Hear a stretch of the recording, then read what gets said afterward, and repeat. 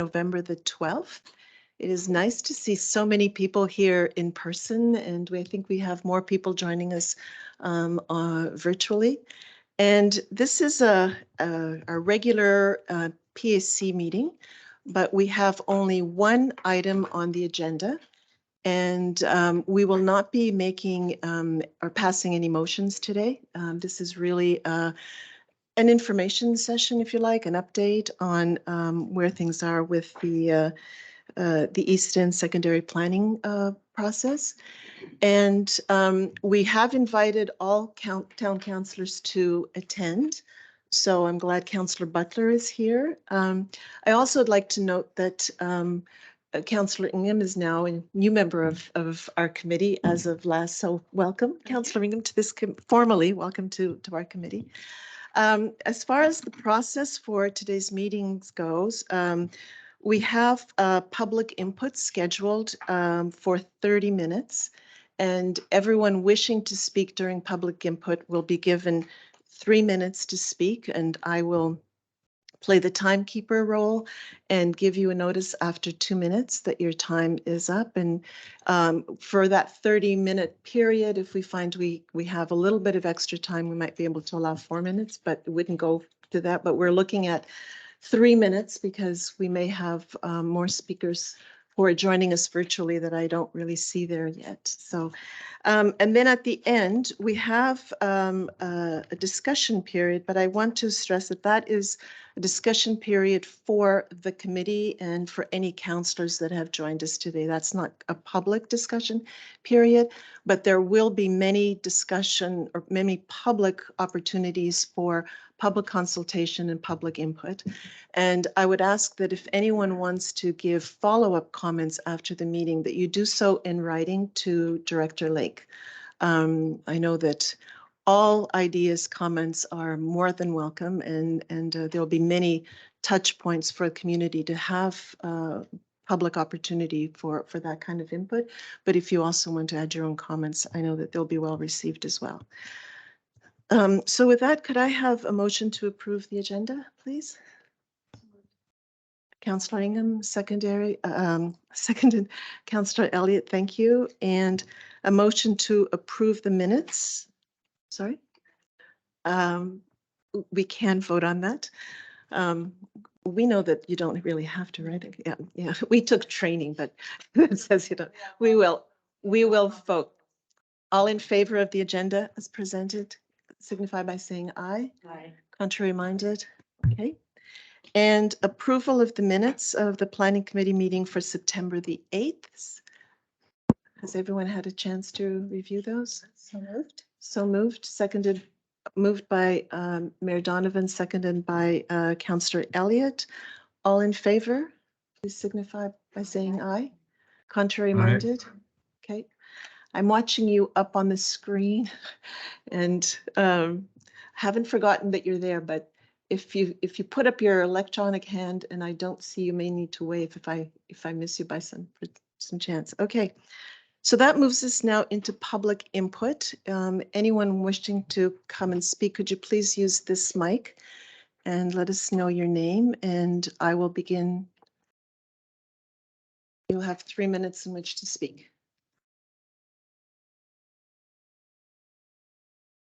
So anybody wishing to speak, please go ahead.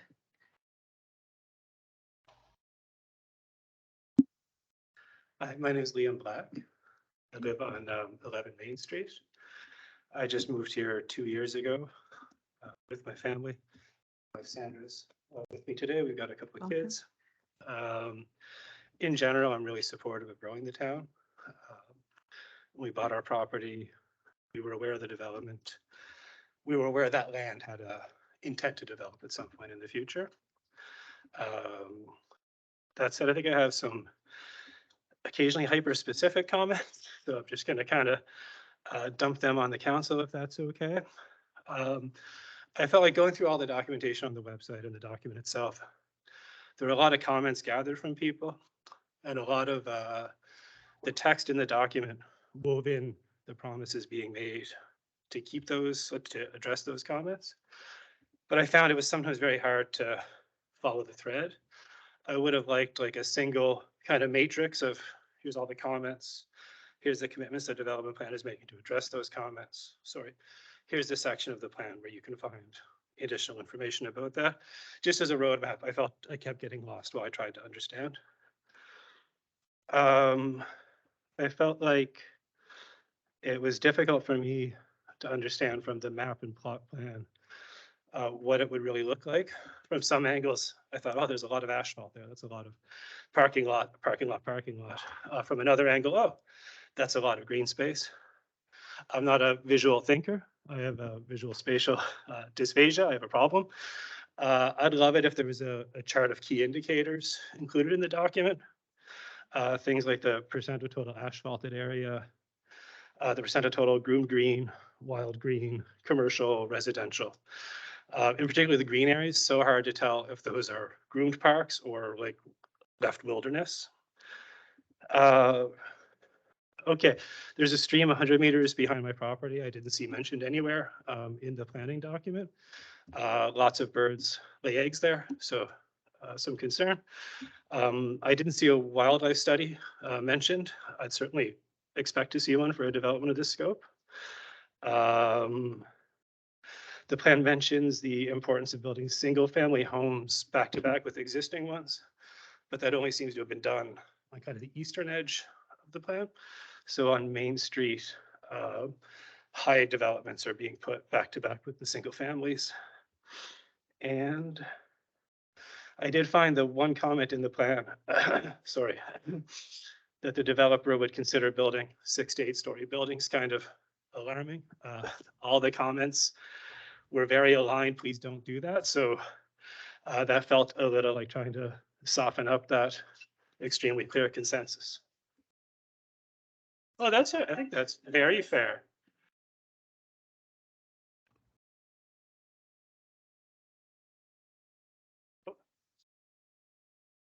Yes. Yes, I can, for sure. Thank you very much. Okay. Anybody else wishing to speak? Okay. Yes? You're going to come up to the, okay, welcome.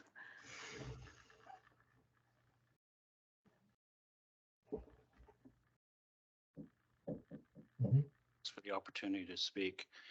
I live on Maple Avenue, and you were right. There was advance notice of meetings and that which I never attended. So a friend sent me the parcel, all 253 pages, and I looked through it.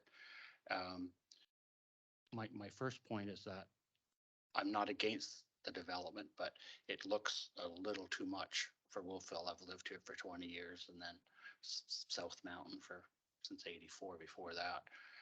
I think it's going to change. I don't know if you've really thought that out, what another 2,000 to 4,000 people how it'll change the community. The other point is because I live on Maple Avenue, it's the exit off of there that we talked before, Derek, Devin, and that could be, I'll be in the old folks home maybe by then. But you don't see it come down through residential. It just, from the 103 to anywhere, it doesn't happen. And I think that would be a very big mistake. There's a couple other points, but those are my two. So, okay, thank you. Thank you. Again, would you be able to email those points to Director I Lake? can do that. Okay, thank you. Oh.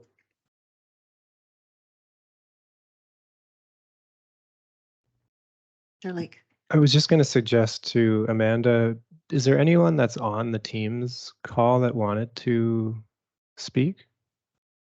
I Or am ask? not seeing anyone raising their hand, Devin. Okay, thanks. But also, if someone is in the gallery speaking, is it possible that they move the mic closer because the people that are on the virtual may not be able to hear a lot of what's being said? I know I'm having a hard time. Okay, thank you. Thanks. Okay, well, if we don't have anyone wishing to speak now, perhaps we could move into the presentation, Director Lake?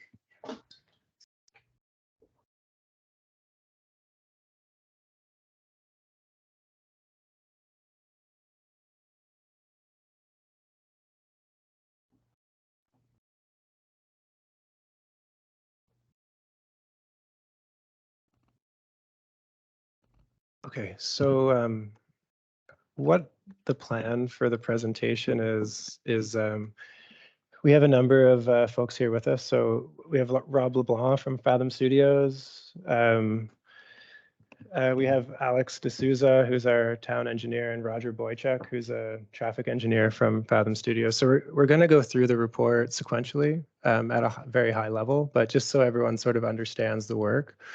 The work is at a draft stage right now. I tried to emphasize in the reports that this is really a work in progress and a check-in opportunity. And I think it's important for people to see the work being done in a transparent manner. We're trying to reflect the aspirations of the community and council and the developers and other parties.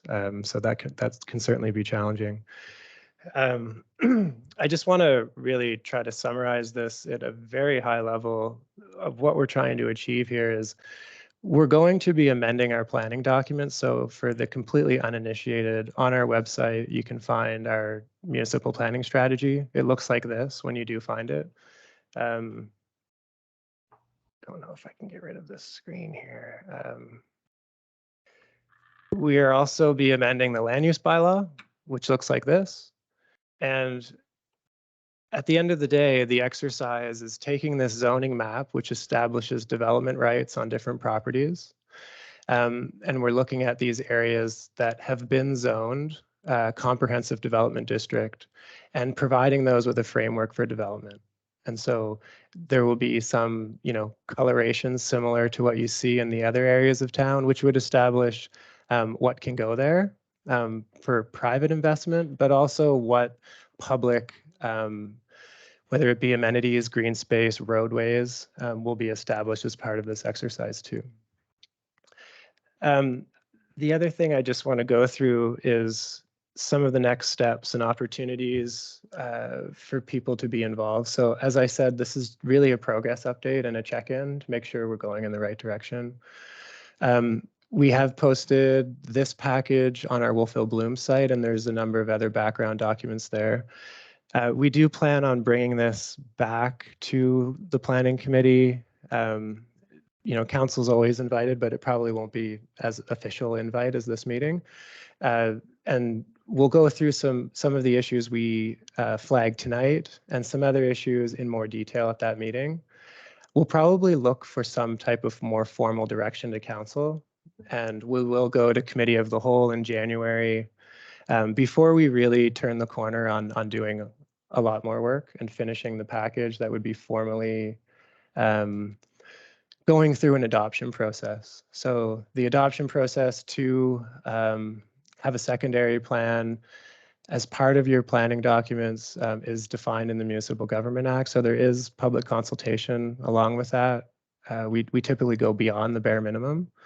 There'd also be a recommendation from Planning Committee, a public meeting in front of the Planning Committee, and then it would move on to Council to consider the package along with the public hearing. So there's a substantial process involving the public as we move forward. I just want to be clear about that this isn't a meeting to consider adopting a secondary plan at this point.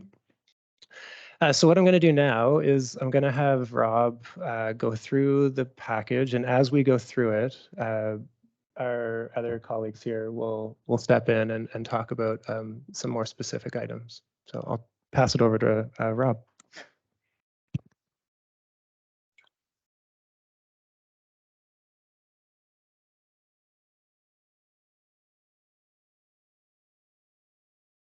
All right, it's a great pleasure to be here today. And, we've gone through almost a year-long process. We've got a little ways to go yet, but I'm going to present what we're calling a draft report. It may be a stretch to call it a draft report at this stage. It's really a framework. We've got a lot more to build on. But we're at a point now where we need some direct feedback from PAC to make sure that we're going in the right direction, because the next piece of work will commit us to more detailed plans, colorful plans. We might even get into 3D modeling to get back to one of the commenters' views. What could this look like? And before we spend that amount of time, we're at this fork in the road where we need to really check in and make sure we're on the right track. So today, at a very high level, this is a very large document. The intent here isn't for you to read the content on here. It's available online. For those of you who are at home, who are perhaps seeing this for the first time, I believe there's a link for this document on the town's website. So we do have some time where you can read that document and provide some feedback to the team that will help us as we flesh out the next stage of the report. We do have currently 6 chapters in the report at a very high level. We have an intro chapter that gives a background and a framework for why we're doing what we're doing. We've got a more detailed site analysis that comes into play when you're starting to lay out roads and where parks should go and where development should happen, and what conservation areas that we need to preserve. Roger's going to walk us through the traffic analysis, and that will, of course, see more detail as we move into the next phase of the work. It's fairly high level at this stage. We're sure, is that? Actually, no, at this point. Sorry, no. Okay. I don't know who the players are. I just wondered. Sure. I'm sorry. Yeah. Sure. So just again, I'm Rob LeBlanc. I'm a planner and a landscape architect that runs our planning division at Fathom Studios. We're a firm that does a lot. We're working on about 40,000 units across Atlantic Canada, master planning. So there's a lot of development, and it's a good question. The context of this is that many communities are growing, and we have to accommodate growth. There's different ways to do that. We can grow by sprawl, or we can choose to grow in these dense community nodes, and that's what this project is about, how best to grow. I'm going to spend some time on consultation and what we heard. We've gone through a fairly extensive consultative process, and then we'll move into very high level, some precedents, and I hope to spend some time on the master plan chapter. So just as a bit of background, these last 2 remaining parcels, some of you may recognize me. I worked on the West End plan probably 10 years ago, and it went through a similar planning process. And at that point, it was next in line. This is really the last piece of large developable land within the town's boundaries. So it puts added importance on why we need to develop this right and make sure that we get it right. It's the last piece of land to develop. So the introduction provides a bit of context about this plan and what a secondary plan is, the actual area itself. So it's roughly 90 acres of land between 2 large parcels. On the left-hand side of the page, we have the Kenny lands, which is about 42 acres. On the right-hand side is the Maple Ridge lands, which is about 50 acres. What's also important to note is that the Kenny lands, there's a single landowner that owns that. And on the Maple Ridge lands, there's several landowners. And so hence, if each of these landowners were to develop their lands independent of each other, we would miss the opportunity for good road connections, for walkability, for making sure that parks and trails were in the right place. And so really this exercise is about coordinating development across many landowners.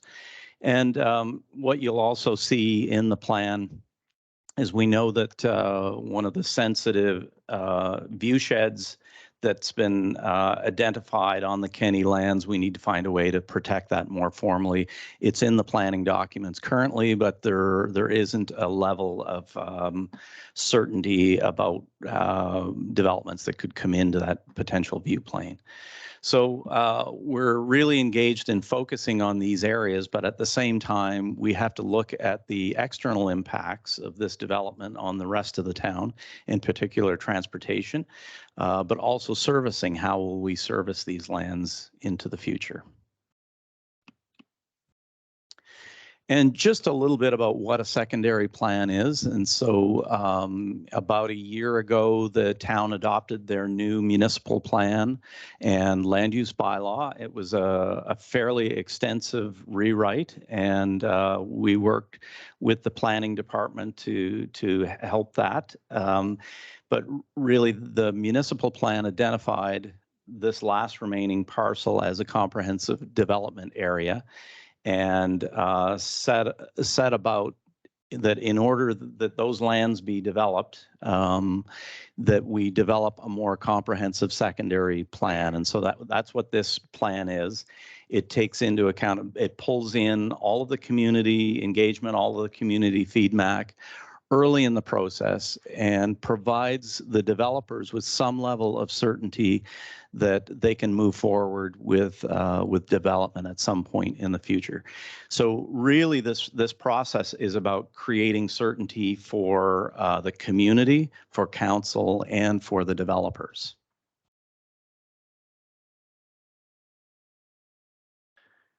The site analysis chapter, we've got a good start here. There's still a few things left to go in this chapter, but just as a high level, one of the things I wanted to pull out is that recently the latest census data came in. Wolfville was identified as the 23rd fastest growing community in Canada, about 20% growth rate over the 5 years since the previous census period in 2016. So we're upwards of around 10,000 people now. And as part of the plan and some of the work that we've been doing on kind of the library and the town hall, another consultant was hired to look at the growth trends projecting out into the future. And so the graph here in the top right corner just looks at the potential growth scenarios. A low growth scenario under old past conditions prior to 2016. And then if the current 2016 to 2021 trends were to move forward, we'd see the town at roughly today 10,000 residents moving upwards of 1,400 residents somewhere around 2046. Oh, so this is the town and surrounding area. Yes, sorry. This is not just the town. Yes. Those results were using some of the projections, and as part of the municipal plan, the town identified that these lands were to be developed at a minimum of 10 units per acre. So that's similar to the West End plan, which was 10 units per acre. So it doesn't mean that we're not certainly going to come back with 40 units per acre or 20. What we're trying to do is achieve the best balance of density and open space with this new plan. But we're also trying to address the housing crisis and accommodate affordable housing in this area of the town. I won't get into the detail of some of these maps, but suffice to say, we've looked at everything from solar aspect, we've looked at wind conditions, microclimate, and how that could impact how buildings might be oriented on the site to improve wind conditions and human thermal comfort. We know that generally speaking, the solar map here on the top, that we have prevailing winds from the northwest and from the west direction in the winter, and in the summer we have it from the south and southwest direction. We know that these lands are generally sloped to the north, and so that prevailing winter wind will actually accelerate the wind as it comes up the hill. And so, maintaining trees and buffers, orienting buildings in a way that minimizes those impacts is going to be important. In the summer, it's obviously less impactful just because the wind speed isn't the same, the temperatures aren't the same, and that tilted plane of the development is less impacted as it is from the other direction. So some of that is described in here. We've also done inventory of vegetation as part of this plan.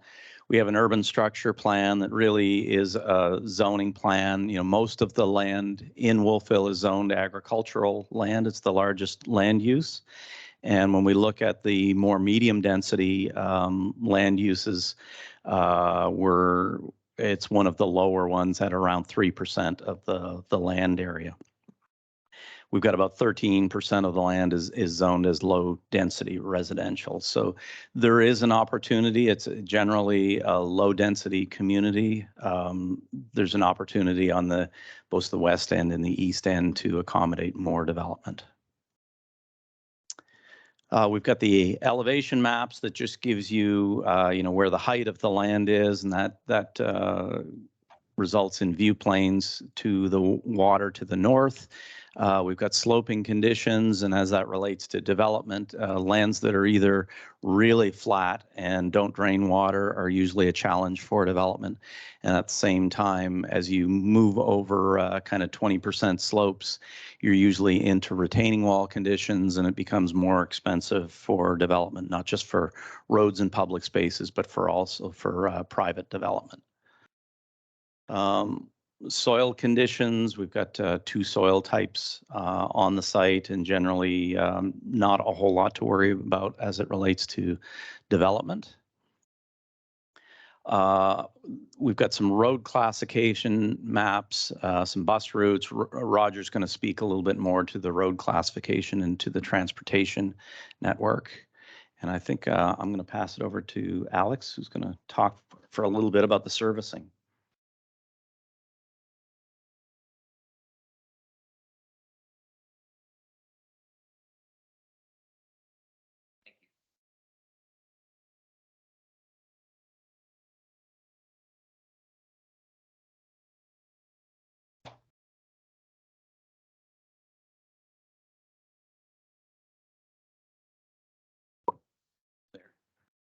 You might want to start with an introduction too. Thank you. Yes, my name is Alexander D'Souza. I'm the Director of Engineering and Public Works for the town of Wolfville. I was invited here today to speak a little bit about the utilities capacity assessments that we've been undertaking over the past year. So included in the package is information report which summarizes the results we have to date. Overall, the capacity assessments are looking at our wastewater treatment capacity, the capacity of the gravity sewers, as well as pumping, and our water system. So with the water system, there's our source water wells, the distribution system, and the reservoir treatment capacity. So just wanting to keep it brief, I know there was a lot of information included in the report as attachments. Just as a brief summary, it was reconfirmed that our wastewater treatment plant currently only partway through the planned upgrades and expansions. We recently completed phase 1 upgrades, which did not add any volumetric treatment capacity to the system. Phase 2 upgrades are planned. They have been planned since the beginning of this project. Phase 2 upgrades will address the capacity issues that we're seeing right now, and will add future capacity for the planned development for the town. So just wanting to go, I'll read through the conclusions listed in the report. The phase 2 upgrades of our sewer treatment plant will adequately service planned growth in the east end and elsewhere in town. Other improvements to the overall system may be required once additional engineering assessment takes place. I'll talk a little bit about that. The part of the capacity assessments for the sewer treatment recommended that we look at our lift stations as well. Lift station assessments were or are budgeted for this fiscal year. The engineering assessments haven't begun yet, but are planned to begin soon. So we'll have some results for that for the next update. The actual treatment plant, we're planning for phase 2 of the 2-phase expansion to begin in the next 2 fiscal years. More detail will follow on that later. I'll go through the water system conclusions here as well. So the water system assessments looked at our source water wells, the distribution system, and the storage and treatment capacity. The conclusions from the assessments for the water system, we have a recommendation that an additional source water well is highly recommended to create much needed redundancy and support current needs and additional development. The additional exploration work is being budgeted for the 23-24 fiscal year.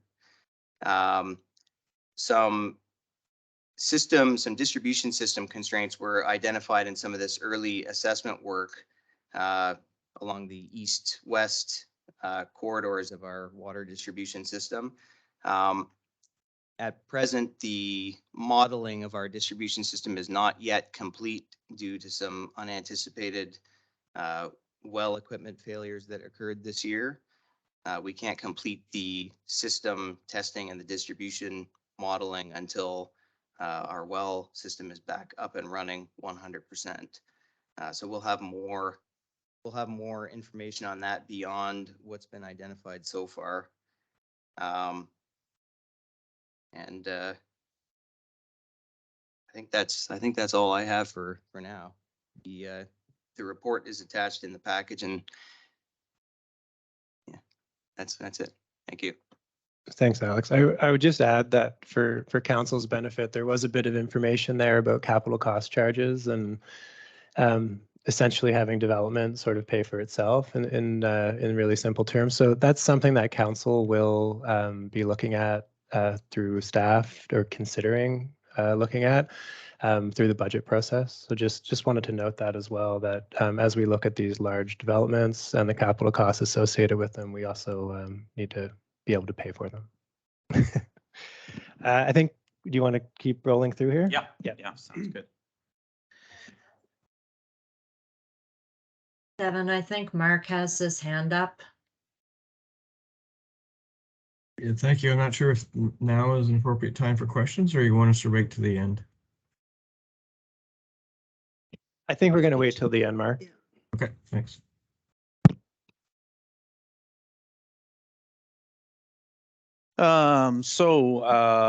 Watersheds as well, we're looking at, there's 2 main catchments that bisect the 2 properties. And both of them roughly the same size, but at the end of the day, part of the stormwater management plan will be to maintain the pre and post development hydrographs for both these parcels. So the developers will, along with us in planning where roads will drain and what measures we'll take for stormwater management, we'll have to deal with not creating any additional runoff as a result of this development.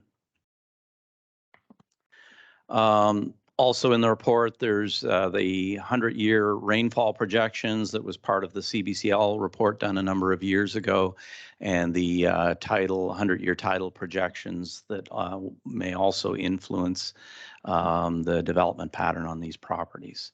So we kind of end the analysis chapter with a summary of opportunities and constraints. The red dashed lines are some of the steep sloping conditions that we're going to have to address as part of the site design. We know we've got this sensitive view shed that needs to be mapped out better, and I'll talk about that at the end of the presentation.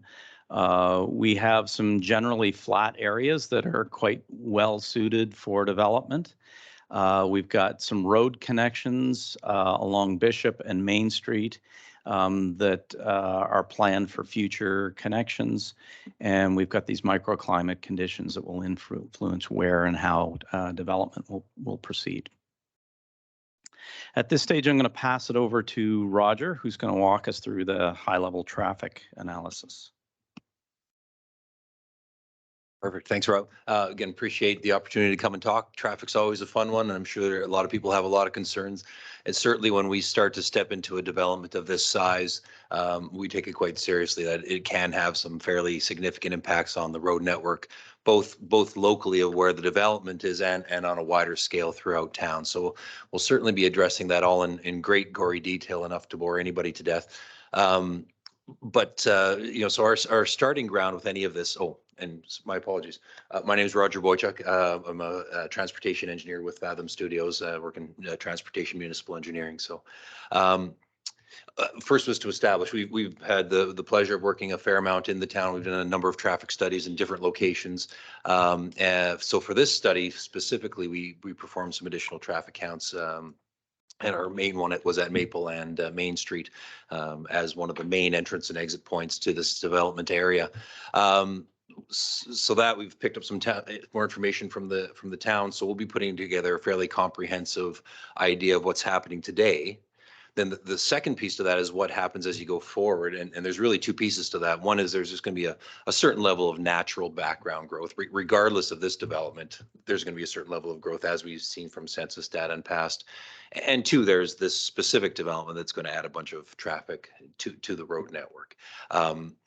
The third kind of subtle piece in there are things like transit, microtransit, active transportation, and all kinds of other initiatives, which, when well implemented, start to bring down that traffic level as well. So there's a number of factors at play here, but we tend to try and stay fairly conservative and look at worst case scenarios.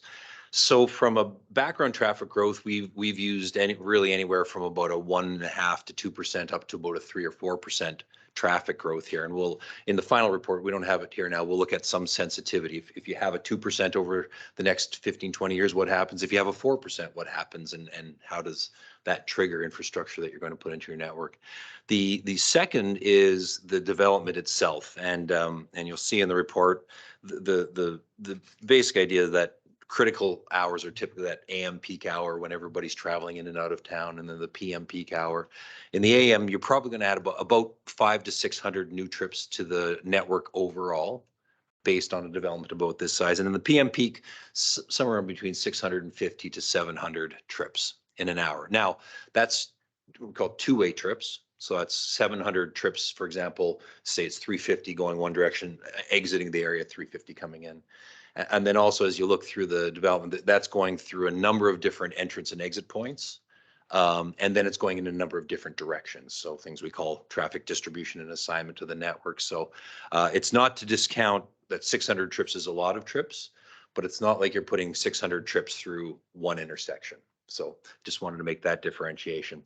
So when you start to look at what those mean over a period of time, our first analysis said no interchange. And I know there's been some discussion about a potential interchange there. Our first analysis sort of said, let's pretend that's not there, it's not coming here, and that we have to accommodate this full development through the existing road network. What you see over the next 10 to 15 years is things operate quite well for a period of time. And when you look at Main Street right now in that area, there's 200 to 300 vehicles in the peak hour, and you can reasonably accommodate the first parts of this development with not a whole lot of problem locally to the development. Now, we have done some work on this intersection right here, and we know that's reaching capacity. We have a whole other study that addresses that. So additional traffic right throughout town starts to push a look at what you do here to accommodate it within town.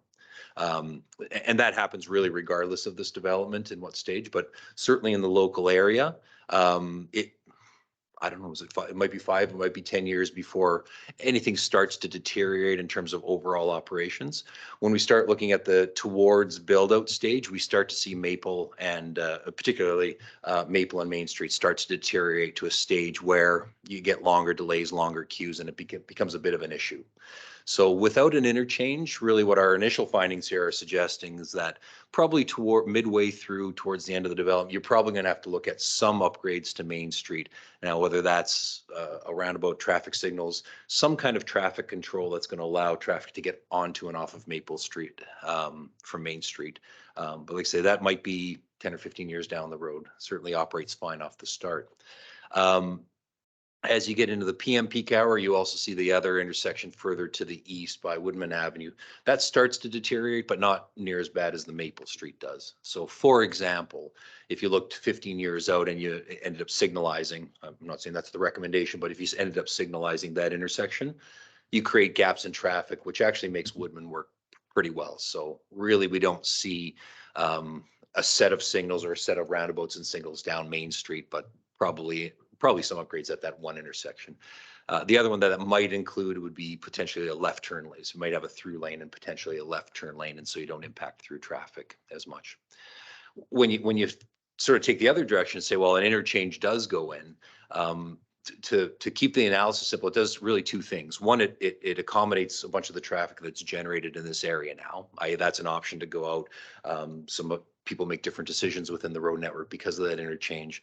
But secondly, you also draw a bunch of traffic from this eastern part of town to that traffic that would now go to exit 10, or some that might go back to 11. You draw them out to this, so you draw some traffic to Maple Street from this area. So that certainly changes kind of the transportation dynamics within the town. I'm not saying whether that's good or bad. That's for others to decide. But that's kind of the impact. From a development perspective, if the interchange goes in, it kind of takes Main Street back to just a little bit worse than it is right now. And it's pretty good right now. So the interchange really mitigates, you wouldn't need the signals, you wouldn't need upgrades on Main Street if the interchange goes in. And if the interchange doesn't go in, the developments, well, it can be accommodated, but you would have to look at some improvements down Main Street to accommodate that over time. So now if all goes well and there's automated driving cars and the transit takes off and there's maybe that doesn't happen at all.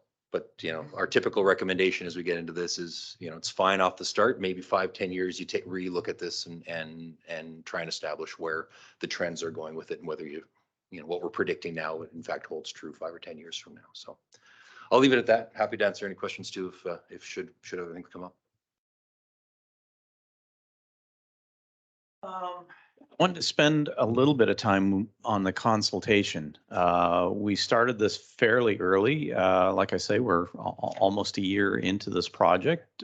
We had developed a Wolfville Blooms website early in the process. There's been about 1,400 visits to that website. We had an online survey that was part of that. We've had currently, I think to date, 67 responses. We've had 4 open house sessions, which I'm going to summarize some of that here tonight. And what we've heard essentially falls in the grouping of people had thoughts about land use and land use distribution, about housing and affordability, about green spaces and making sure this was a green community. There's concerns and ideas about transportation and, of course, services. So the workshops or the open houses that we held were back at the end of May, and we had a fairly extensive week where we had, I believe it was 3 nights of open houses plus another online session that was fairly well attended. So we got some good feedback. And at the same time, the online website ran for approximately 6 months, somewhere thereabouts. I think it's still open, if I'm not mistaken. And still, you're still able to provide feedback. It's The survey part. the survey part is closed. Gotcha. Okay. Yep. Great. So from a land use perspective, what we heard was, I think there was a general consensus that the community understood that this was a place, one of the last remaining places for the town to grow in. There were, of course, people who thought this should be maintained as agricultural land. But the overall intent of this plan, and just to step back for a second, is that, you know, growth is going to come whether we want it or not. The province is trying to double the population in the next 30 years. And there's a number of ways that we can grow as a town. One is we can continue to sprawl out into our rural areas, consuming sensitive lands and consuming agricultural land with very large lots and long street frontages. And that means that, you know, more and more people have to drive further and further distances. So it's a very unsustainable way to grow low density development. And when you look at the planning trends in both US and Canada, there's kind of a movement to move away from R1 zoning at all, that you're not actually allowed to do R1 zoning. The other way to develop is compact development. So this idea of complete communities where everything that you need in a community is generally there. So if you need to get milk or go to a store or go to a pub or get your hair cut, that those local resources are all found in the community, and they're all within easy walking distance or cycling distance. Some of the other parts of complete communities is about improved transit and microtransit. So other options, rather than having to get in a car every day to get what you need to live, the community can actually provide for it. And so that's the model that the town chose in the municipal plan, and it's sort of the model that we're mirroring this development. And we've got a litmus test of check marks that we need to make sure that we address that type of dense development. The housing options, I think there was a lot of feedback about housing types, making sure that the housing was affordable. That sort of drew the discussion into smaller lot housing. So rather than these large 1 acre, 2 acre lots, that going to a much smaller lot size and a much smaller frontage size. That will have implications on the layout of the house on a lot, whether there should be garages, whether there shouldn't be garages allowed in the development. The idea of pulling the units right up to the street in a more form of neo-traditional planning, in that form of development. The housing types are required to have verandas so that you can talk to your neighbor. All the streets will have sidewalks in them. And so there's a lot of discussion about different housing types. And when we look at the population of Wolfville, it's almost a split between landowners and renters. So, you know, we would expect that trend to continue as part of this development as well. And so there was a lot of discussion about height and height restrictions in here.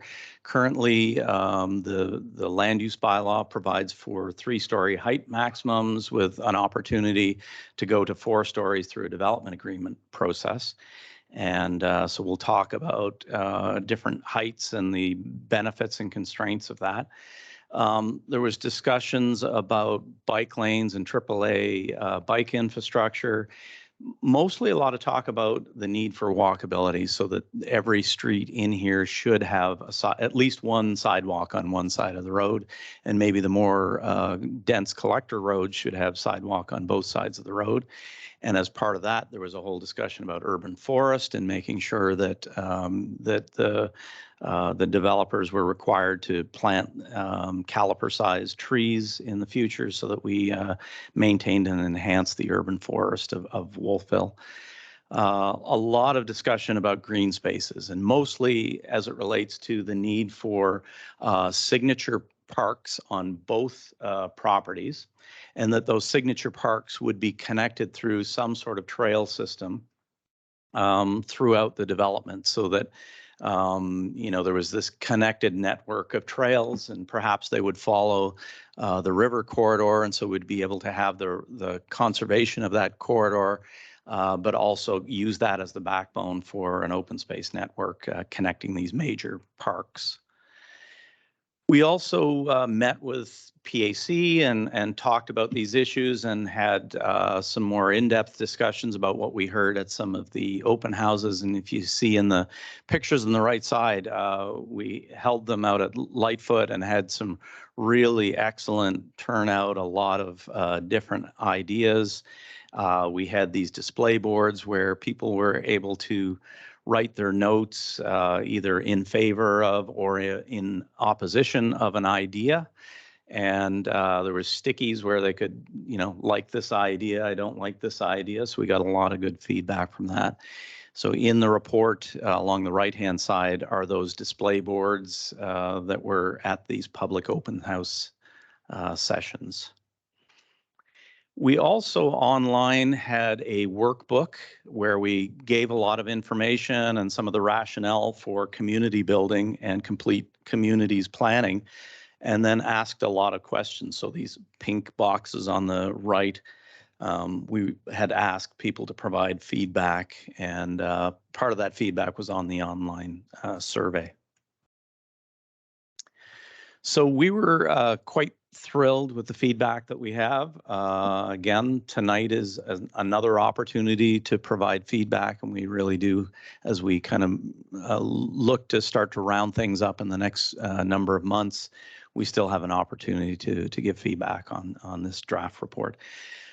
There's a section on precedents. I won't get into the details of that, but really we're looking at the opportunity of more traditional and neo-traditional forms of architecture, in particular looking at narrow lot housing. So how do we get these single family homes on much narrower lots than might be in traditional subdivisions? And so lots of examples of how communities have done that, both in terms of neoclassical and more modernist styles, but as well as classic revival styles and different forms of semi and duplex housing as well. Different ways to address townhomes. Do you put the parking in the front yard, or do you use rear lanes? These cluster homes, which people seem to be really interested in, where the homes don't front on the street. Instead, where you have these really deep lots, you have the opportunity to have the homes front on a private green space, and the parking happens out somewhere near the road, but it allows you to cluster these homes together. And so there's opportunities for that, and there seemed to be a lot of interest in that. Different multi-unit low-rise forms. So low-rise we're categorizing as the 3 and 4 story units. And then the multi-unit mid-rise forms, which is really from the 4 stories to 8 stories, what that could look like and what are some of the opportunities and constraints of that. And lastly, just mixed use, making sure that we have the opportunity for and the requirement actually for some commercial uses to make this a walkable community and to ensure that people can walk to get their daily needs met. There was some talk of institutional spaces as well, providing opportunities for community centers or pools or churches and those sorts of uses, and a lot of discussions about parkland and open space. If I step back after the sessions that we had with the community, we had a good sense and direction of how to move forward with the developers. We actually prepared a couple of development concepts, which you see in the top right-hand corner, different configurations of roads. We do have really steep property on some of these things, which constrains where roads can go and the density of roads. So we have to address that. There are some, and in terms of making these streets all connected, so it's not just a bunch of random cul-de-sacs, which are in themselves traffic problems. Making sure that these roads were all connected, and that we identify these open space corridors and preserve the river corridors. So we looked at these preliminary concepts and developed some pro formas. So the pro forma is really about the different unit types and the how many units could be built under these scenarios and what the density was at the end of the day. And these initial concepts, I think, came in at somewhere between 12 and 15 units per acre. And from that, we developed a more comprehensive land use plan where we actually tested these road slopes to make sure that they were going to work on the land, and then made sure that on the Kenny lands that the view corridor was protected.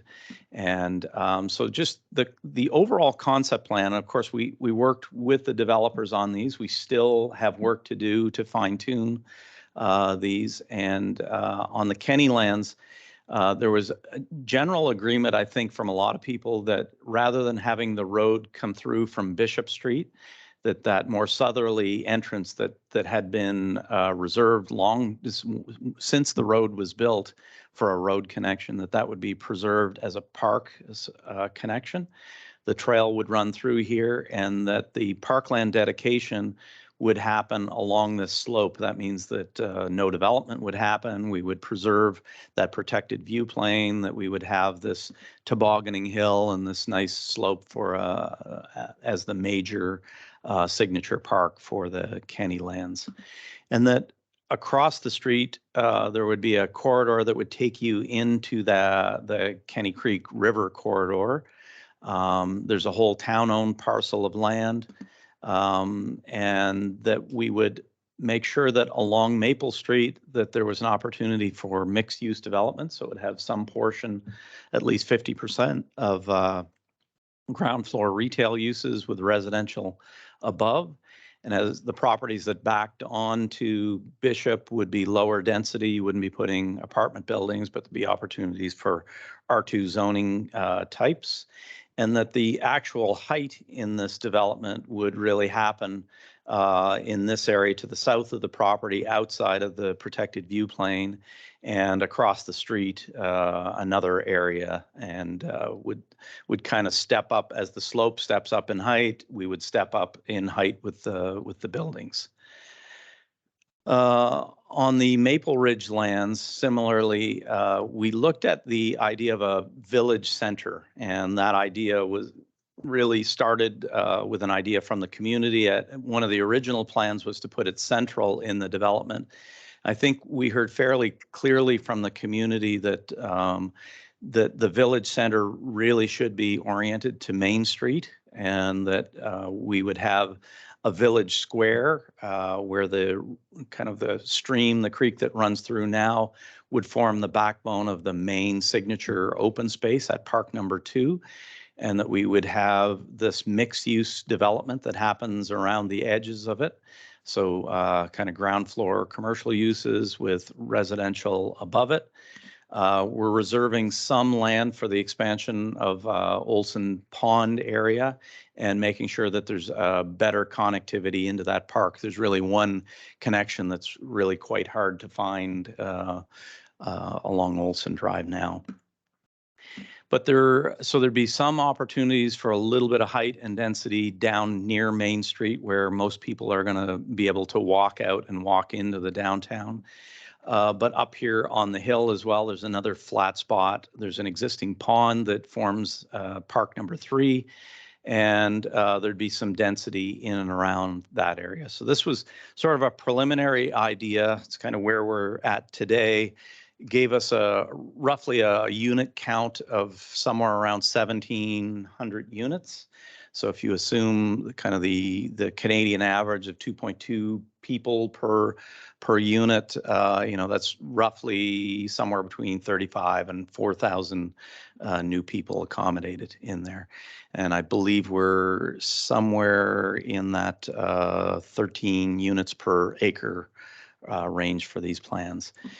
We still have some work. We have to go back to the developers now and kind of ground truth some of these to get a sense of what the developers' thoughts are on it.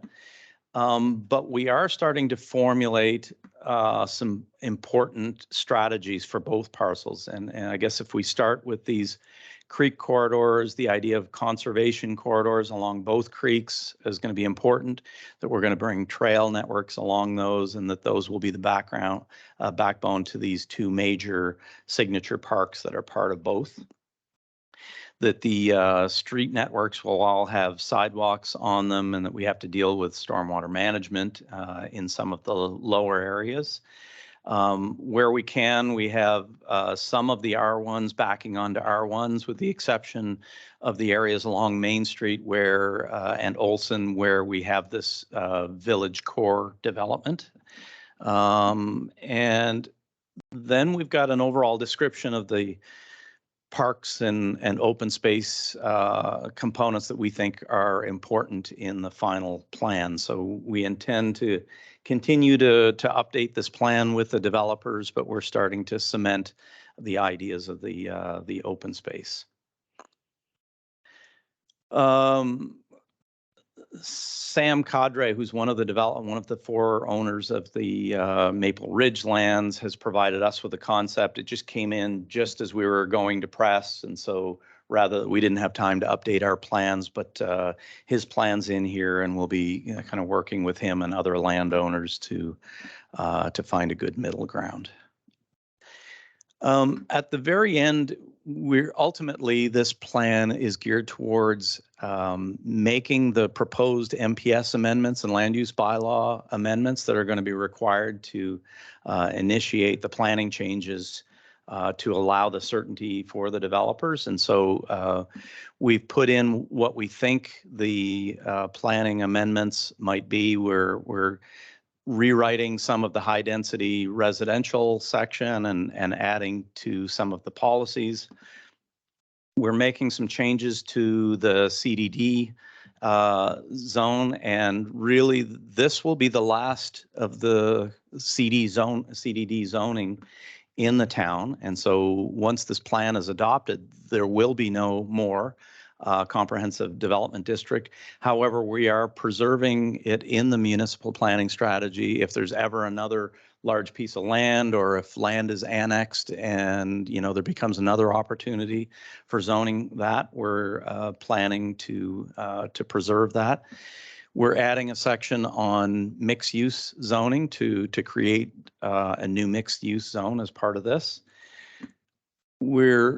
As we move into the land use bylaw amendments, we're really trying to clarify this protected view corridor and making sure that heights of buildings don't come in and that we don't block the views from that. So we're working with a surveyor.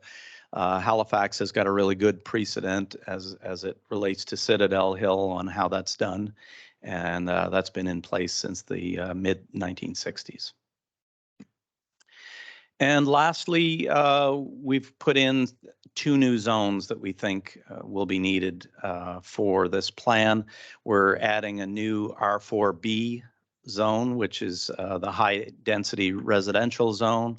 We're proposing a maximum height limit of 4 stories through site plan approval, and that any additional height would be through development agreement. And we're going to have more complex built form standards that are almost like design guidelines that will be part of this zone. And we're adding a new mixed use zone that will go in the land use bylaw that requires a certain portion of the ground floor to be commercial use and requires other built form standards. And lastly, we're proposing what the rezoning of these parcels might look like. We anticipate that this will change as the plan evolves with the developers, but just gives you a sense. We hope to move towards kind of this just zoned land rather than through development agreement. Lastly, we're going to have a section on public space standards. So, how do we design these parks and roads and streets and active transportation networks? And how do we reuse some of the existing zones in the plan?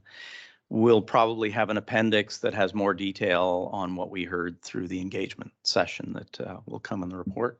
I think that's generally it. I'm starting to get tired myself, so why don't we open it up for questions and comments? We're really looking forward to hearing from you. Well, thank you, Rob and Roger and Director Lake, Director D'Souza for your presentations. The discussion, I just want to clarify that we're opening it up to the committee and to council for questions and comments. And we could, Director Lake, are you ready to move on, or is there anything else you wanted to? No, I think we're Okay. So I believe we have Mark, as Mark, you had indicated. Where are you? ready. We'll try to. I have a speakers list here.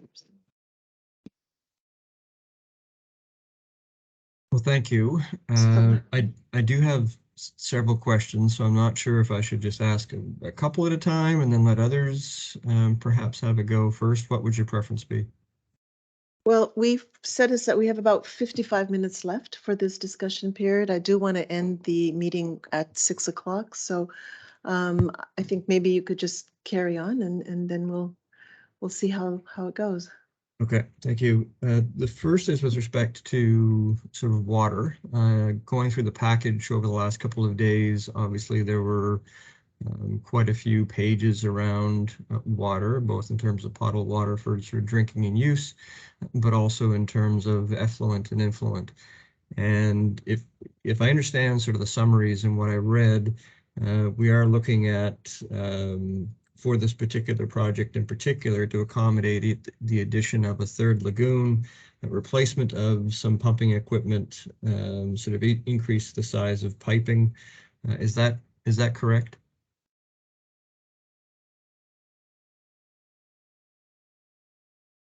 Yes, I'll answer that.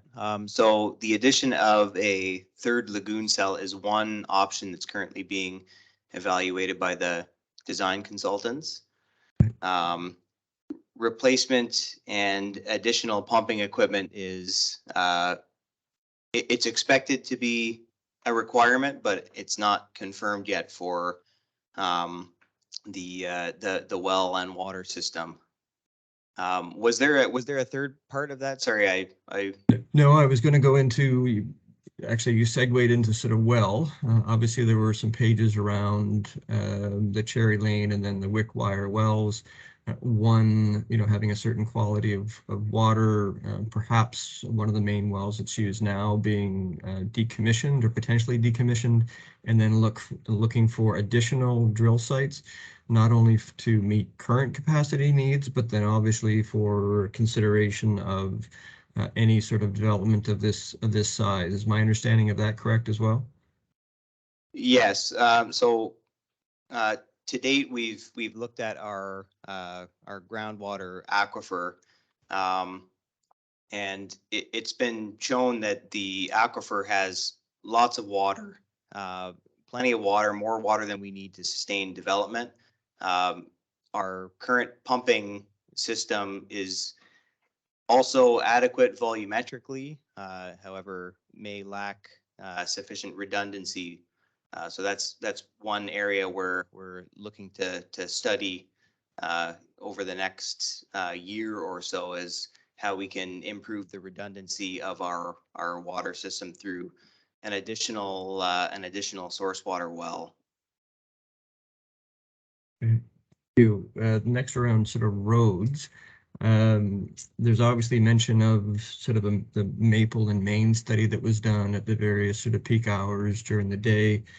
I'm wondering in particular when I was looking at the road sort of egress plans through onto sort of Bishop, basically right across the street from my house, being the primary feeder out then through that development onto Main, whether the same study was done at Sherwood and Main, because obviously if you have anywhere between 5 to 7 or 800 units flowing through Bishop Ave, through Dale, onto Sherwood, onto Main, whether that was studied as well. Yes, hi, it's Roger Boychuk here. We did look at that. And I think one of the questions as you go forward, there are multiple entrance and access points to the development. And Rob had referred to road hierarchy in some of the earlier presentations. And I think that becomes an important part of this, of where do we direct traffic to, and what does the town want as its primary entrance and egress points. And certainly, you know, the last thing you'd want to see was pumping a whole bunch of traffic through residential neighborhoods as a well-used route. Now, from a road connectivity perspective, it's certainly a good thing to have that road connectivity from a access and an emergency services perspective. But there's a number of things you can do through design, whether that's traffic calming, whether it's the road configurations that make certain routes more or less appealing. In the study that we've done right now, we did assign, I can't remember off the top of my head, but a certain percentage of the traffic from the overall development to go through to Bishop Street and through to Sherwood. And even with I would say some relatively aggressive assignments to that intersection, it continues to operate at a fairly high level of service. Really, Maple falls down because the majority of traffic enters and exits at that location. But Sherwood was fine. And like I say, basically all the other intersections in the area were fine. It's really Maple that takes the biggest hit from this. Okay, thank you very much. And then the last question about traffic is obviously in the past, there's been concerns raised about the four-way stop, sort of very close to Town Hall. Just wondering, consideration of this level of traffic, it's a pain point, right? And so I would like to know if there's been any study done on what happens to the four-way stop on Main with this level of increased traffic. Yeah, we were lucky enough to do a study. It was about 3 or 4 months ago at the Harborside Main Gasbro intersection, and that really stemmed from some past work that was done from a previous study that kind of said that intersection's okay, and many people that travel through it on a daily basis said, well, that's probably not quite true. So we did a study earlier on that tried to understand the discrepancy and certainly came up with different results, primarily from a pedestrian perspective and such a significant impact of that pedestrian traffic at that intersection. So to keep a long story short, that report said, yeah, it's kind of a pain now. There are some delays there, depending on the town and the public's tolerance to some delay for short periods. It may be reasonable to keep it that way. There's a certain stage where that just becomes too much, and it's a pain for everybody. So the report really said that in the not too distant future, that with traffic growth in general in the town, kind of regardless of this development, that's really an intersection we have to keep in mind right now and start to make some plans of what that's going to look like in the next number of years. So certainly with the development of this size coming in, as it starts to develop, it's going to put more pressure on that intersection, which just prompts looking at that intersection to do something on probably a shorter term than you would have to look at Maple Avenue or any of the intersections directly associated with this development. So yes, it definitely has an impact and should be monitored for improvements. Okay. We're having a capital budget discussion with council next week, an early discussion, but I have no doubt that will come up as part of the discussion. And certainly Alex and I have had some preliminary discussions based on the work to date and concerns we hear about that intersection. Okay, thank you. I only have 2 left. So the next is about the protected view plane. And I noticed in the document, I think that they're shown around the number of units, so the 1761, and then it talked about sort of what the site plan master design might look like, that in fact, it mentioned the protected viewed plane. And then I noticed sort of with interest that the protected view plane also has the highest level of high density and highest stories directly backing onto it. And if I know that area somewhat well, that's also some of the highest elevation. And so I was sort of intrigued at how that could possibly be reconciled. So the highest height stories, the highest density, and in the noted protected view plane. So if someone could help me understand that would be appreciated. Yeah, so what we're doing is we're using the rightmost edge of that view plane So the view plane is now very well defined and surveyed, and that the development, that higher density development, would happen outside of the right side of that view plane. And then the last question that I had was in fact something I noted, I think it was on page 238 of the package, where it sort of denotes the CDDs. They're sort of purple with yellow scrawling. And it primarily, of course, references the Maple Ridge and the Kenny lands. But then I noted with particular interest a spot in the Woodman's area, and it noted 150 unit multifamily residential coming near future. What is that? Where is that? I mean, having lived in that subdivision, the only spot I can think of is beside the yellow building inside of a ravine. Is that the spot where a 150 unit building is going, is inside of that ravine? And if so, how many stories? How is that going to work? And is the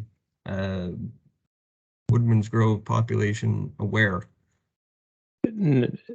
So there is no proposal that I'm aware of for a 150 story or 150 unit building over there. So that might be just an error on the map. What we were trying to show in that broader map is what all of the CDD areas look like as part of the zoning. So as part of the current development regulations, what the different areas of town look like. So we applied it to Woodman's Grove. We applied it to the West End as well. Just because the development agreements that are on those lands doesn't really, unless you read the development agreements, you don't really know what is on those lands. So we were simply trying to show the entire town zoned. So if there's a note about a 150 unit building, I'm not aware of it. Okay, yeah, let's say if you want to look at page 238 of our package, Devin. Okay. It's listed there, and in fact, there's an arrow pointing to something. So anyway, but those are my questions. Thank you very much. Okay, thanks, Mark. George, you had some comments or questions? Yeah, can you hear me now? No. Is your, I'm not okay, muted. very faint. I don't know if there's volume somewhere, but. Can you hear me now? Yeah. Just speak as loud as you can, George. I think that would help. Okay. Just a question on what Mark raised on page 238. I had a similar concern, but I noticed that there's one for 60, or I haven't got that page in front of me at the moment. I assume that's 292 Main Street. Is that correct? I would have to open the page that you're referring to. So it's here.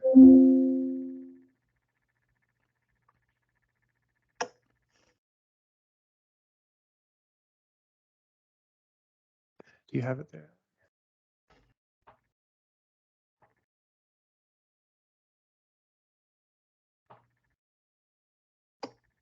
Just for the capacity assessments. Oh, okay. Oh, I see. Yeah, so those were notes within the capacity assessment around servicing.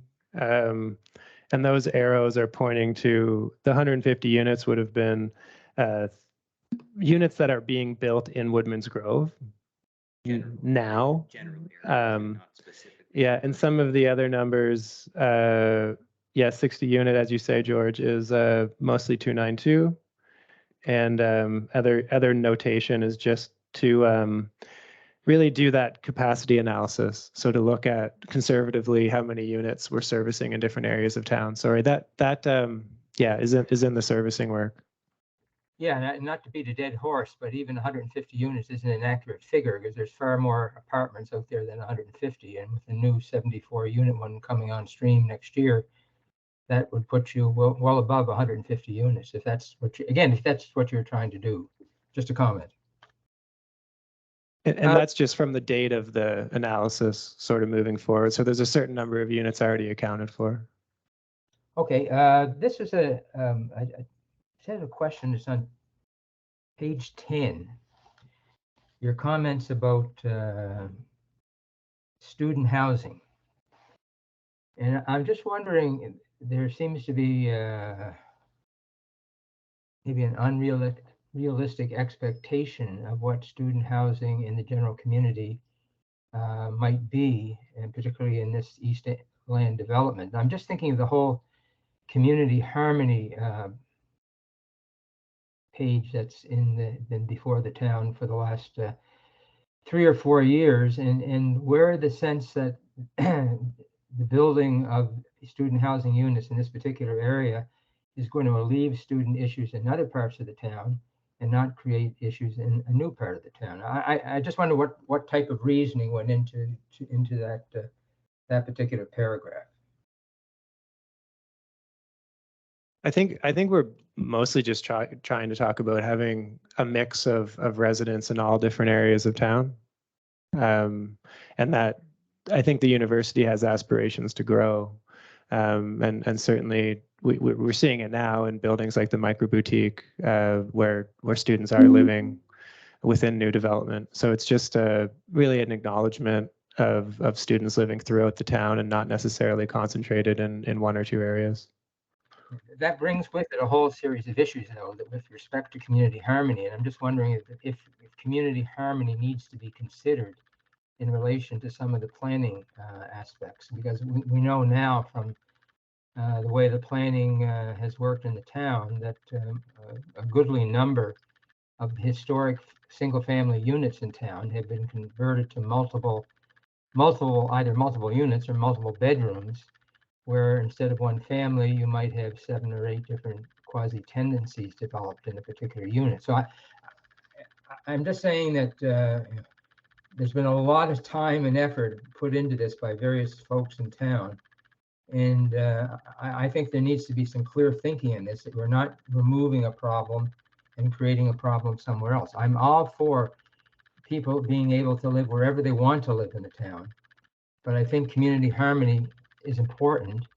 And I think community harmony needs to be considered. You'll notice that, or you'll not notice, but certainly the CAO and mayor will be aware of some of the concerns that have been addressed with respect to community harmony, and also with respect to the whole idea of this new development in town, when existing development in the core of the town is under a lot of pressure and a lot of tension between different parties within that core. So it's just I just hope that you're going to take into account the broader spectrum of community harmony issues, and they need to be addressed. And that's my only comment there.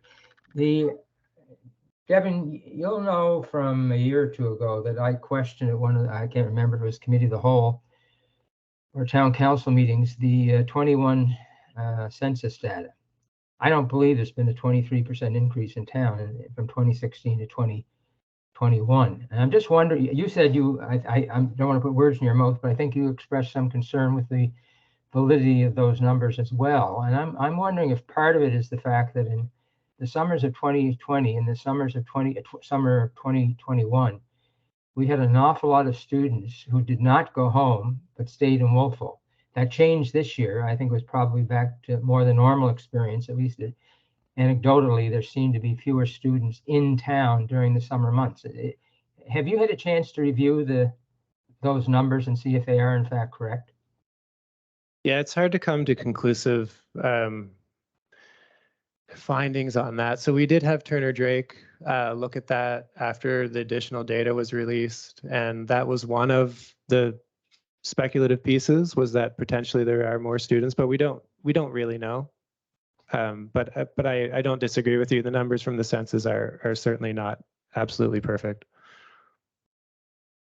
Well, if you're going to, problem is when you're involved in planning, if you're going to start at a wrong figure as your base figure, then that puts into question all of your numbers going forward, doesn't it? Don't we want to have an accurate figure? And if it wasn't 20%, it was 10%. Or I'm just concerned that you're going to base your planning on numbers that aren't accurate from the beginning, and you're just going to compound the problem going forward with those incorrect numbers. I think that's why in the population projections, you'll see the different ranges. So there's, more aggressive market-based scenarios down to really conservative based on historic growth, which is actually almost no growth in the valley generally, because we're looking not just at Wolfville, but we're looking at King's Subdivision D as part of the census as well. So, there's a lot of factors that go into how fast that growth will come, but we're simply presenting that spectrum of possibility based on what we know. And it might be helpful to sit down with the university. I understand Mark would be probably a better one to give these numbers than I am, but I think there was a first year student enrollment is down 6%, I understand, and graduate school enrollment is down 14%. Now, that's from the Association of Atlantic University stats that are on their webpage as of last week. I think I'm accurate in that is first year enrollment numbers. Mark, have I got that wrong or? Well, that would be a different hat. But overall enrollment, for instance, this year, George, was stable. First year numbers have been impacted somewhat, especially international, through the response to COVID and some challenges students have had in obtaining study permits. I think it's fairly well documented some of the issues that the federal government has had in processing study permits and passports over the last little while. And so that's had an impact on us, but fortunately our enrollment has stayed fairly stable. Yeah, the only thing, if you have a small enrollment in 1 year, that unfortunately gets carried through the 4 years of that smaller enrollment. I just think it would be helpful, again, as part of the MOU that we're renegotiating with the university, that we share these numbers openly back and forth in terms of what the expected growth is going to be in the town generally, what's the expected growth going to be in the university generally. The university can hope for something, the town can hope for something, but what we need are realistic numbers, and I guess that's my comment. Going back to Mark's questions about water, I somewhere in the report, I can't give you the page number, I think the number that was used was a residential unit number, or that we've been talking about with regard to the maximum units that might be developed in the East End lands.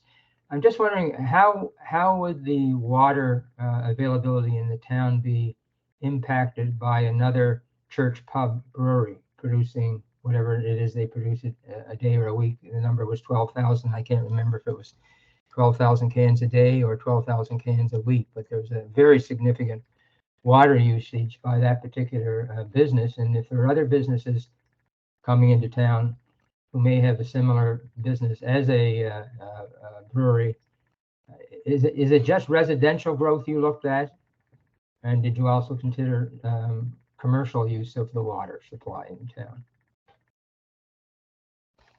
I can answer that, George. The capacity studies that we've been undertaking over the past year have just looked at residential growth. And again, going back, is that realistic in terms of what we're maybe facing with potential commercial development? And similarly with the university, I don't know if you add an extra 500 students in the university, what impact that has on the water usage by Acadia. Are those not numbers that we should be considering in our planning?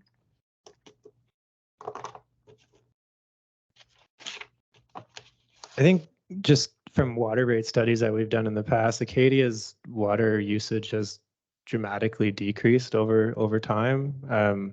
But no, it's a valid point, George. And as we move forward, we'll pull in some additional information. Okay. Is that okay, George? Sorry, I guess just two more questions or comments. Okay. We do have 30 minutes left. If you, just keep them. Yeah, if we can finish those two, George, because we want to make sure going around for everybody. Okay, well, I can stop now and come back and let other people jump in. Okay, I've got one other person on our speakers list. That's Mayor Donovan. Do you want to go now, or do you I want will just ask one question and then somebody else can ask a question. It's a question, I think, to you, Roger, because it's traffic, and this may be information. I'm looking for clarification. It's my understanding that when the province puts in a highway interchange first of all, they have to approve whether we do that or not, and it's expensive, but those two things aside, that, and I'm thinking of 11A, which went in not too long ago, that they require that there's not many or any egress access onto the interchange. So what do we do on a street like Maple where there are already quite a number of existing homes? How would you manage that?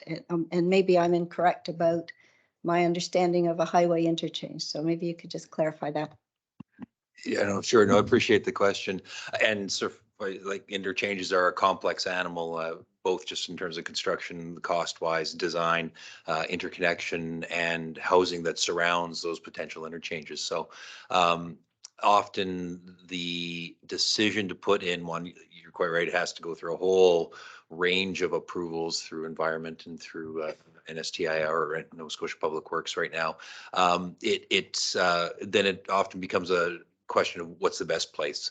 So if you looked at Maple where it crosses right now, that might not necessarily be the best place. It might shift down a little bit to avoid certain properties.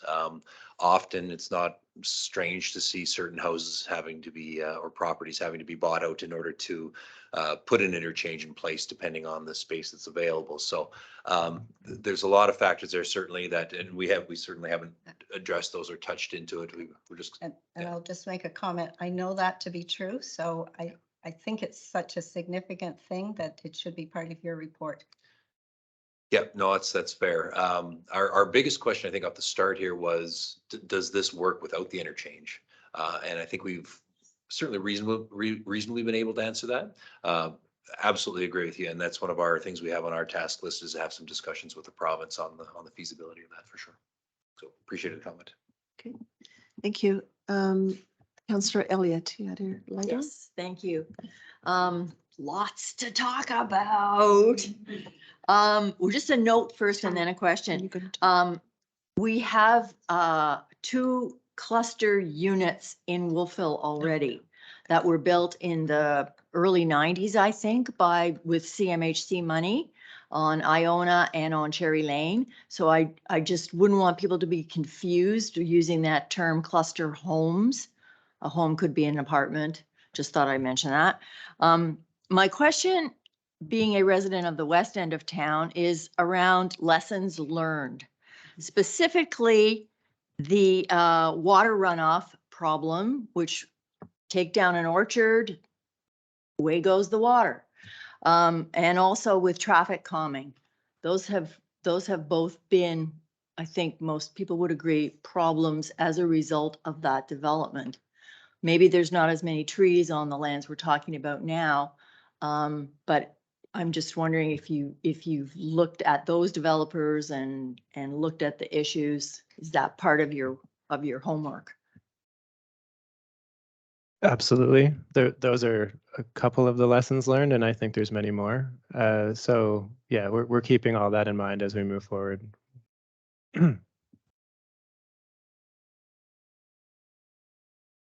Yeah, and I guess the only comment I would have on the traffic calming side is, unfortunately, the traffic calming usually comes from trying to fix something that was done wrong in the past. So I think one of the beauties of a study like this, one of the real is the best way to not have to do that is to design things correctly off the start and take those things to account to mitigate those types of situations. So I think, we'll take a look at that from a certain part from the transportation perspective of if we put a road here, what's the risk of a lot of traffic going there that we might not want? And then, from that perspective, you clearly have to do something different. So it will be part of our work as well. Great. Thank you. Beverly, you had a question? Yes, thanks. First of all, thanks to everybody, the team, for the package. Extremely comprehensive information and a lot for committee and council and citizens to go through. I guess we'll have lots more chance to talk about it over the next coming months. But for me, the comment that was made by one of our neighbors here that this is going to be a big change for the community going forward, I would echo that. And I think we're all really aware that this is a fairly, in Wolfville terms, huge development. And it is over, you tend to be using a 20-year time span in the material. And so it is a long time for this to happen. And so just the comment about phasing is something that I guess it's more of a how-to when we get to that stage. But I think if you look at some of the concerns we've heard already, even about a few developments in town that have stalled out, I am concerned for the neighbors along those properties. It is a really large two-package development with a couple of different developers. And I think it's going to be very incumbent upon us when we put in arrangements with those developers, whether it's through performance bonds or whether it's through terms and conditions, but that we make sure that the work that they commit to is done within a period of time. Because the people that are living, whether they're on Bishop Avenue, whether they're on Main Street, whether they're on Maple, there's going to be a lot of activity happening. And is it going to be happening dribs and drabs for 20 years, or is it going to be happening for 5 years intense? So I think the phasing is something that is, I guess, the strategic how-to part that will follow upon once the community has decided with council how this is really going to look. But timing and phasing, I think, is going to be a really key part. And then just one other overall comment in terms of the analysis, I didn't really see any reference at all to cultural heritage values. We talk a lot about the natural environment, and I'm really excited to see the discussion around trails and parks. And I think some of the concept work is fantastic. So we think we have an opportunity as well, although I don't believe there's any built heritage within that space that we are talking about taking down, but are we, I guess, is a question. And then how can we also take the stories of that land and the stories of the people that have settled that land and build it into what we do there, whether it's through interpretation in the new park spaces, whether it's through the involvement of heritage partners in some of the commercial space or some of the shared space. But the cultural side, I think, is lacking, and something, perhaps it's another phase, but I just wanted to make that comment. Thank you, Beverly. Anybody else on the committee wishing to? No lights on? So I do offer George, I know you hadn't finished. Would you like to follow up with the questions that you had?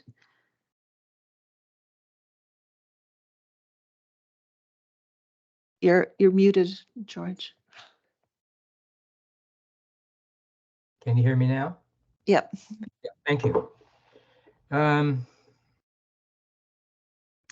One was a question just flowing out of the legislative session in Halifax this fall, and the legislation that was brought in, which was apparently, according to HRM, have potentially a very serious impact on their planning legislation. Is there any move afoot to consider whether or not these provincial restrictions could be imposed on rural municipalities or towns such as Wolfville, or are they going to limit it to simply to HRM? I mean, I'm asking a crystal ball question, but there may have been some discussion in the city about this.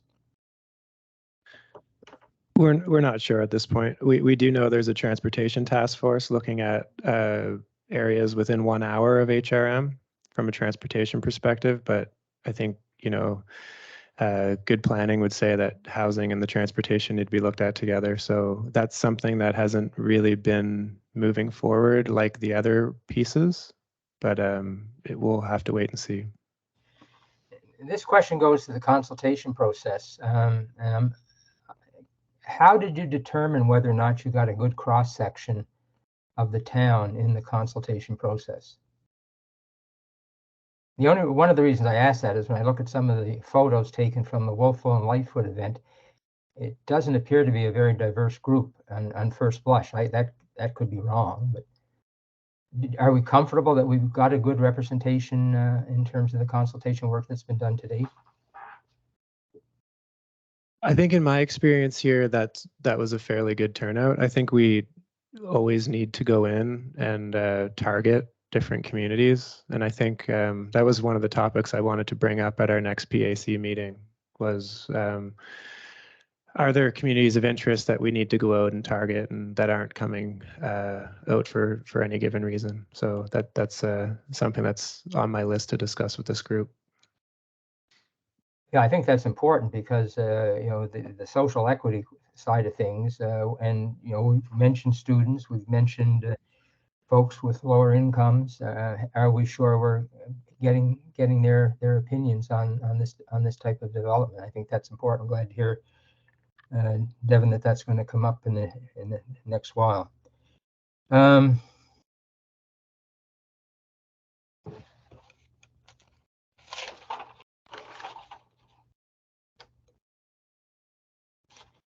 I think those are all the questions I have at the present time. Thank you, Deputy Mayor.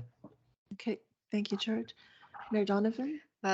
Thank you, Deputy Mayor. And or not in response, but just maybe George's question made me think of something else that I'd like to recommend, that I think would be important. I know that there have been meetings that anybody in the community, the 4 sessions, could attend. I know there have also been kind of one-on-one or small group sessions that our staff have done with the current landowners. And I will be up front. I live in the middle of these 2 developments, so really looking forward to the next 20 years. But I wonder if there's any thought, or could be any thought, given to those people. I'm thinking of the people on Bishops, the people in Whispering Creek, in Woodman's Road, who will be impacted by this for the next 20 years.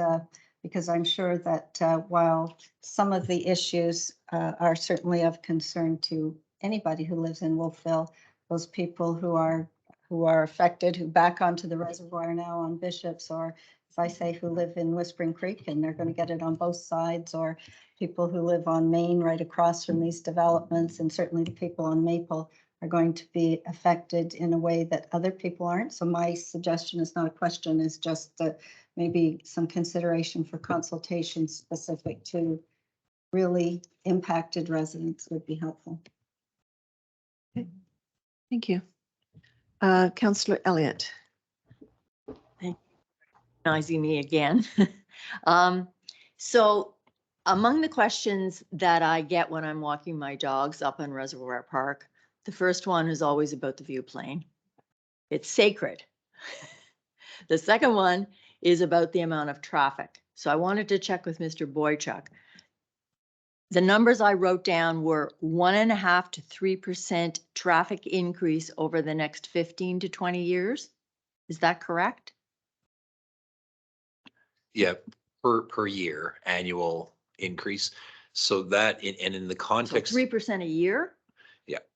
Okay. Yeah, so and this would be in addition to this development. So that starts to be some pretty aggressive growth. If you can sustain 3% over 20 years is a lot of growth. You're probably somewhat less than that. But again, when we do a lot of these studies where we have, again, somebody used the word crystal ball, this is a bit of a crystal ball. So we kind of want to know at 1 or 2% what happens. And if you do get up to that higher growth rate, what happens? And if there's any real differences. Often it just means that you're going to do something maybe in 6 or 7 years as opposed to 15 years. Sometimes it has bigger implications, right? If you do sustain somehow 2 or 3% per year for an extended period, there's probably lots of other big things that need to happen as well to support that. But really when we do that, we just want to understand the differences from a sensitivity perspective. It's huge. So we certainly understand the sensitivity around the view plane, and I wanted to go into a little bit more depth at our next PAC meeting. This was sort of throwing it all at you. I have a shorter list of things that I'd like to cover in more detail at the next meeting, just so there's a solid understanding from the group. So we'll do that in December. thank you, Director Lake. So any more comments? I don't see any lights. George, Mark, I think we're done. Okay, so I think we are done. I'd like to thank our consultants, Rob and Roger, for joining us today. No, No, that was at the beginning. If you have questions, comments, I would encourage you to write them and direct them all to Director Lake. But the public input period was at the start of the meeting. I think it's really important. This was a regular PAC meeting. And there will be lots of opportunities for consultation, but this is just a regular meeting of this committee. It's not a public meeting, although all of our meetings are open to the public. And we don't normally have public input at the end of the meeting. We only have it at the start. I also just want to say that, I do have time to talk to people. I've talked to many people one-on-one about this project. And so I took 3 phone calls this morning and had, conversations. So I'm very open to doing that. My phone number is on the website. So certainly we can do that. Okay, so thank you to our folks at Fathom and Alex and Devin for joining us, and for everyone to attend in public. It is lovely to see this level of public attendance at our meetings. I don't think I've ever seen this many people at a PAC meeting before, so it's good to see. So with that, could I have a motion to adjourn the meeting, please? Councillor Elliott moved. Councillor Ingham, all in favor? Aye. Contrary? Thank you. And our next meeting is scheduled for December the 8th here at 4 p.m. Thank you.